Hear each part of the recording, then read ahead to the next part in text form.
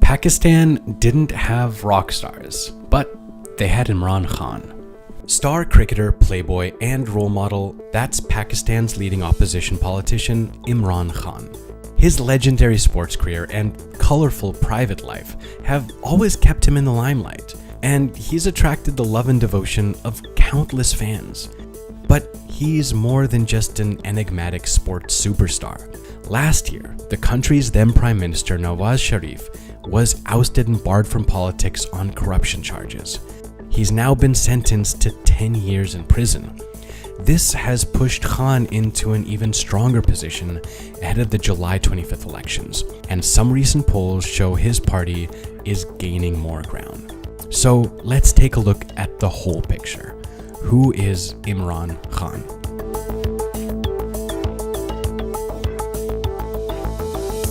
Khan was born in 1952 in Lahore to a well-off Pashtun family. He received an Oxford University education studying politics and economics, but his real passion was sports. He began, as most greats do, playing at a very early age, in Pakistan and then continuing in England. And even today, more than 25 years after his retirement, he's still considered one of the greatest cricketers of all time. He led Pakistan to their first ever World Cup title in 1992, playing a pivotal role in the final against England. Then at the peak of his career, he retired, and 4 years later entered politics by forming his own party, the Pakistan Tehreek-e-Insaf, the Movement for Justice. But his popularity in sports didn't translate into politics, at least not right away. In fact, when he first ran in the 1997 elections, his party failed to win a single seat. Khan is center-right on the political spectrum, but many people are confused by his political leanings because apparently he often alters his opinions based on his audience. His party gets their strongest support from the youth and the urban middle class. They have run in 3 elections and are slowly becoming recognized as a real political force. Terrorism is still a huge challenge for Pakistan, and Khan has a novel approach to fighting it. Despite the wide criticism, he thinks that talking with the Taliban is the way to go. He even earned a nickname for that, Taliban Khan. Pakistan's interest that there is peace in Afghanistan. Now, how do we get peace? In my opinion, what the US has got so wrong is that they have this one-dimensional policy of using military force.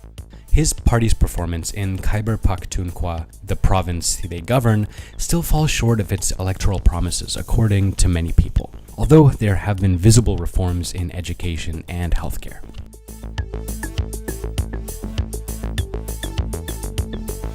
He's not very experienced in governance or diplomacy, but Khan is confident about his approach. He says he'll wipe out corruption, bring in foreign investment, and provide better jobs to the youth. He also promises changes in the agricultural and educational fields, and wide-ranging reforms in tax collection. His party's manifesto emphasizes the importance of internal peace as well. It says, quote, "We will act against hate speech and violence towards minorities, ensuring constitutional rights for minorities." Khan's PTI released a roadmap on foreign policy a while ago with a new strategy for conflict resolution and wants to improve relations with Pakistan's eastern and western neighbors.